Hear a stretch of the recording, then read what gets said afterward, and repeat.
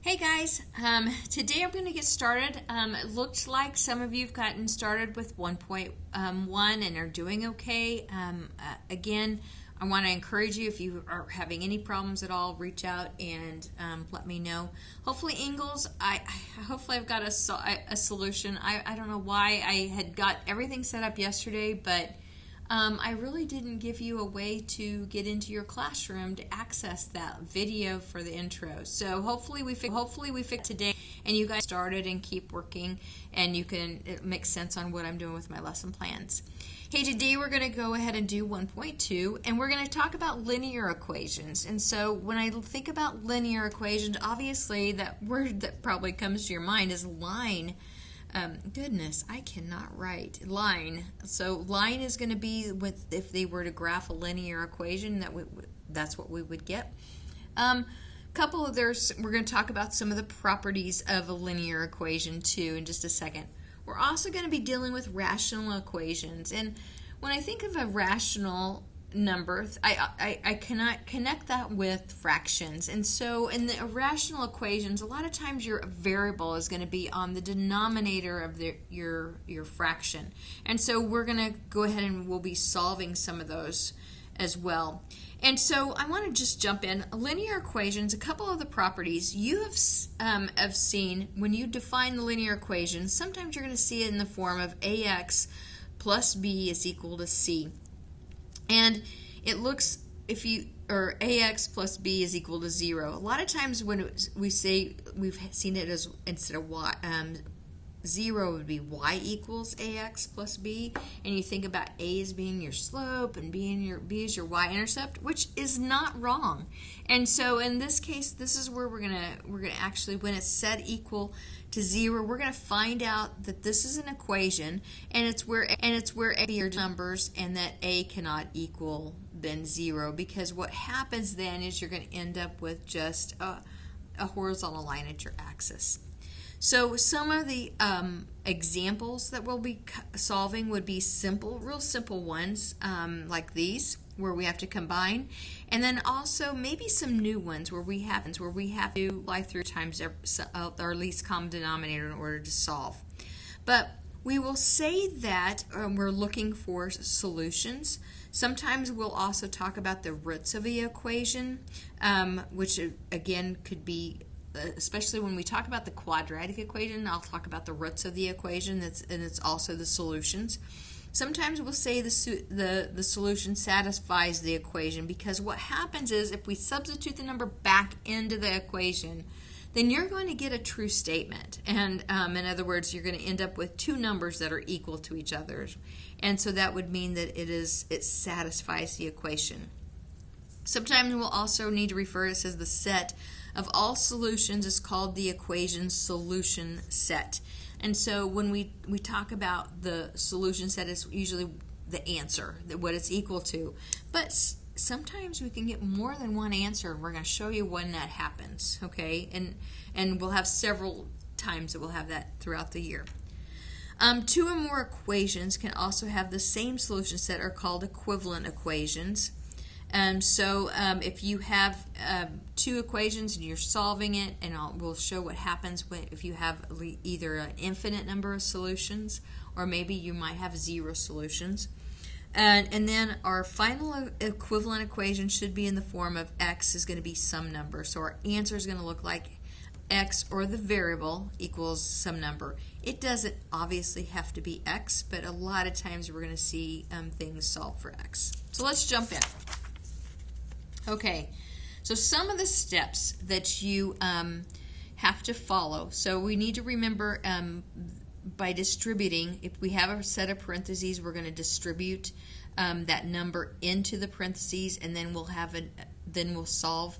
We also want to get, our goal will be to get the equation with the variable all to one side of the equation, and remember, we can add or subtract the same value, and it'll keep your equations balanced.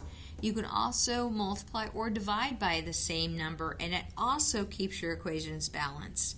And so those are the rules that you've covered in kind of Algebra 1. And so these are real basic ones you've had. So just as a review, let's just quickly go. Remember, if we have this equation, we're solving for x. That means I want to get this term, the 9x, by itself. That means I need to get the 15 and I need to move it to the other side. If I'm moving it to the other side, that means I'm going to do the opposite. So if I'm subtracting 15, I'm going to add 15. And then I need to add 15 to this side as well. Okay, so keep in mind, keeping the equation balanced comes right here where you're adding the same number. A lot of times in your algebra, sometimes you will see it where you have minus 15 plus 15. You rewrite that equation, and 3 plus 15. Basically, I'm doing the same thing, but I just keep it vertical. All right. The next thing we'll end up then, the 15s will cancel, so I'm down to 9x is going to equal then 18. And then in order, since I have 9 times x, the opposite of that would be division. So I'm going to divide both sides of the equation by 9, and my 9s will cancel out. And so 18 divided by 9 then is going to give me a value of 2. So x is equal to 2, which means my solution set is going to be 2. You can put this here. So always think about checking your equation. So what I need to do is I need to think about putting it back in for my x. So if I have 9 times the value of 2, then I'm going to subtract and not equals 15. It's better equal 3. So 9 times 2 is 18, minus 15 is going to equal 3, and so I have 3 equals 3, and that means I know that it checked out. The next equation, notice that I have a term of 8x and I have a term of 6x on different sides of the equation. So that means I need to get them onto one side. So I can subtract the 8, or I can subtract the 6x. And so I usually always pick my smaller one because I make less errors if I will keep it minus. So I'm going to subtract the 6x from this side. But then I have to go, I would want to, my like term would be 8x, so I'm going to go minus 6x underneath the 8x. So 8x minus 6x would be 2x plus 5. Now my x's canceled out on this side, and I'm left with the 29. Now I have a problem just like I had before. So I'm going to have the plus 5. I want to do the opposite, so I'm going to subtract 5 from both sides. So now I'm left with, on the left-hand side, 2x is going to equal 29 minus 5, or 24. And then the last step, I'm going to divide both sides by 2. So x is going to equal 12. Hopefully you guys are going like, wow, I've seen, this looks so easy. That was Algebra 1, and yeah, you're doing awesome. So I would then go ahead and check by substituting the 12 back into my equation, and again, it better come out equal to each other. The next problem that they're looking at is what happens when you have a minus in front. And I do see this a lot, where one of the common mistakes when I distribute my negative is that they'll write a minus 6x. They get the first one, but then they'll go ahead and they forget they're taking the minus. This is actually subtracting 7 also. And so I have people a lot of times do this. And obviously that won't be the correct answer. Correct answer is you're subtracting the whole term 6x minus 7. That means I have to distribute that negative in. So I need to make sure that if I have a minus and a minus together, that's going to change that to a plus. So be real careful when you have a negative out in front of your parentheses. Make sure when you distribute it, you change the sign to both of the terms, not just to the first one. And then I have equals 25. Now notice on this one, the one before, we had the 8x and the 6x. They were on opposite sides of my equal sign. Okay, so but on this time, the 9x and the 6x are on the same side. So I am not going to do the opposite because I just want to simplify my terms. So 9x minus 6x is going to be 3x. I have then plus 7 is equal to 25. And now I've got the same kind of problem I had before. So I'm going to subtract 7 from both sides. And 25 minus 7 should be then, 18, correct? So 3x equals 18, and then I'm going to divide both sides by 3. So x is going to equal then 6. Again, if I put it back in, my checking needs to look like 9 times 6 minus, and then I'm going to put this in parentheses, 6 times 6 minus 7, and it better equal 25. And I would remember I want to do this part first. So I'm going to go 6 times 6 is 36 minus 7. And so I'm going to have inside here is 29. And so I know that I would have 54 minus 29. And 54 minus 29 should give me 25. So 25 equals 25, and that does check out. Okay.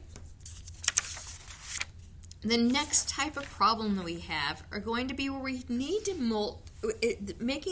multiplying times our least common denominator will make the problem a whole lot easier. And so even in this case, you know what, I theoretically could have 11 equals 1/6 x minus 5, and then on this case, this is an equal sign, by the way. Okay, I would subtract over and just keep them as fractions. There's nothing wrong with that, but it's not as easy. So my suggestion would be go ahead and multiply both sides of your equation times your least common denominator. So if I'm looking at my denominators of 11 and 6, that means my least common denominator would be then 66. Now when I multiply through times 66, so I'm going to rewrite it over here so I have a little more room. That means I have to multiply every term by 66. And so many people forget about this number 5. 5 is a term as well. So when I multiply this side times 66, I'm going to multiply this term times 66. Let me put it maybe in parentheses so you can remember it. But I'm also going to multiply 5 times 66. And if you don't, you will not get the right answer, because remember, you're multiplying the entire side of the equation, and so that means you have to multiply it times every term. So when I do this first one, well, the 11 will cancel with the 66. So 11 goes into 66 6 times. Well, I'm left with 6 times x, or 6x. In this case, my 6 goes into 66. 66 divided by 6 would be 11. So in this case, I'm going to have 11 times x. But then I'm also going to have then 5 times 66. And that's going to go minus then 330. Now my next step, I'm going to go ahead and get my I have two variables, and I need to get them to one side of the equation. So in this case, I want to go ahead and I want to subtract the 11. Remember I said earlier I'd like to just move my smaller one, but if I did that, my 6 would be all by itself, and so then I just have to, so in this case, this breaks that rule. I'm going to go ahead and subtract. So 6 minus 11 should be a minus 5x is equal to a minus 33. And so that, 330. And so I'm going to divide both sides by negative 5. So I have a negative 330 divided by 5. Now remember, a negative divided by a negative is going to be a positive. And so my answer should be then 66, or my solution. Now, I can also have problems that will look a little bit like a decimal. Okay, so in this case, I'm going to do the same thing, but notice that when I multiply through times 100, I'm going to just move the decimal over. So again, my largest decimal is 2 digits, which means if I multiply everything times 100, then that moves my decimal over 2 places. So when I do that, so I'm going to go ahead, I'm going to say I'm going to multiply everything times 100. And so that means I've got to distribute it to each one of my terms. So I'm going to end up with 25x because I'm going to move it over 2 places. When I take the 0.1 and I move it over 2 places, remember I have to add a 0. So I'm going to have then 10, and then I'll end up with then moving it over 2 places would be 3x. And in this case, I'm going to go ahead and subtract my 25 again. Again, I just want to keep them my variables on the same side of the equation. And so 3 minus 25 will give me then a negative 22.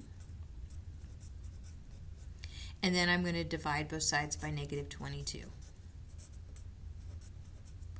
Now in this case, I don't want to leave it this way because it can be reduced. So I'll take out a 2 on each one. It'll be 5 over 11. And because I have a positive divided by a negative, that means I'm going to end up with a negative as my answer. Now, When you have rational expressions, what happens is you're going to have the variable that's on the bottom of the equation. But we still want to think about it just like we did before, and we were multiplying through times our least common denominator. But in this case, my least common denominator is going to be x plus 1. Okay? Because that's the only thing that 7 is basically over 1 because it's just a whole number. So what I'm going to do is I'm going to take 9x over x plus 1. I'm going to put it in parentheses to represent, make sure you've got that it's a whole term, but I'm multiplying it times an x minus 1, or plus 1, sorry, I said minus, equals 7 times x plus 1, and then minus 9 times x plus 1 over x plus 1. Okay, because that was already there. So I should have said 9 over x plus 1 times x plus 1. And notice what happens is the x plus 1s are going to cancel all but the last one. So my answer I'm going to solve, I'm going to move it just over here so I have a little more room. So I have 9x is equal to, and I'm distributing my 7x plus 7 minus 9.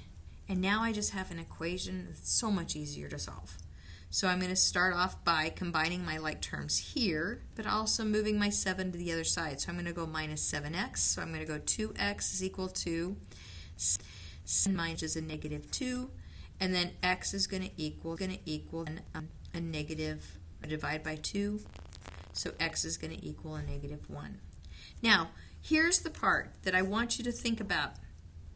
If I say that that's my solution and I try and put it right back here into my equation, I would have 9x over a negative 1 plus 1. And in this case, I cannot have a negative on the or a 0 on the bottom of my fraction because it's undefined at that point. And so when you do these problems, even before you start, you might say that the restrictions of this value that is x cannot equal a negative 1 because I cannot let it equal 0 on the denominator of my fraction. So in this case, this is actually a no solution because of the fact that it doesn't fit in my set, and it's called an extraneous solution because it came up with that solution, but that solution doesn't work. And so it's actually a no solution answer. Okay.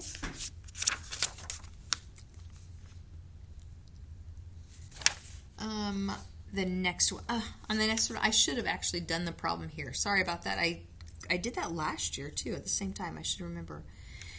Now, I want you to go ahead and we're looking for identities, conditional equations, and inconsistent equations. So telling you the difference of the two. An identity, when x is just going to be equal to a real number, that means if I have a solution, all of the ones that we did earlier when I had x equals 66 and x equals a negative 5/11, that was a conditional equation as I have.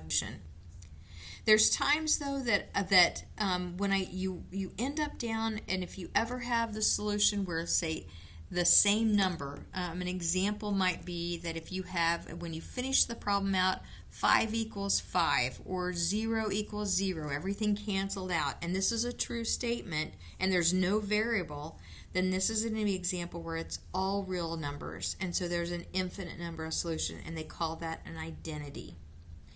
If you get to where there are no solutions, so again, you solve and say your example was that 5 equals 0 or 5 equals 10, anything that does not make sense and it's not true, then that means that there are no real numbers, and there is also a no solution. It's also called inconsistent. So when you do some problems like that, here's an example of that. So on the first one, if I start off with 2x plus 8, and I'm to distribute my 4 in there, I'd have 4x plus 8. When I solve for this, I'm moving my 2 over, so I'm going to end up with then 2x, so minus 2x and a minus 2x. Sometimes I get to be in college algebra. Now you should have this kind of down. So I'd have then plus 8 is equal to 8, and then I'm going to subtract 8. So in this case, I'm going to go 0 is equal to 2x. I still can divide by 2, and so that means x is going to equal 0. This is just going to be a solution. So in other words, you're going to end up being the solution is x equals 0. From that I had before, then this would be then one solution, and then it would be a conditional equation. But let's go ahead and do the next one here, where we have the 2x plus 8 is equal to 7 plus 2x. Now when I subtract my 2x's from both sides, these are the ones that are going to cancel, and I'm left with 8 equals 7, which is not true. And so in this case, since it's not true, that means that I'm going to have a no solution, and it's also inconsistent. So no solution. You might have identified that as with the null set before, and that's some of your other homework. The next one, this is going to be a transitive property where you have an A, if you remember from geometry, A equals B, B equals C, then A equals C. Well, if this is the case that y is going to equal this equation, and y2 is equal to this equation, and y1 and y2 are equal, that means I should be able to set the two equal to each other. So I have an x minus 4 over 2 is going to equal then x minus 9 over 3. Now, one thing you could do, just like we did before, we can think about multiplying through times our least common denominator, and our least common denominator in this case would be 6. When you have two rational expressions, you may have already done cross multiplication, and notice I'm going to get the same answer.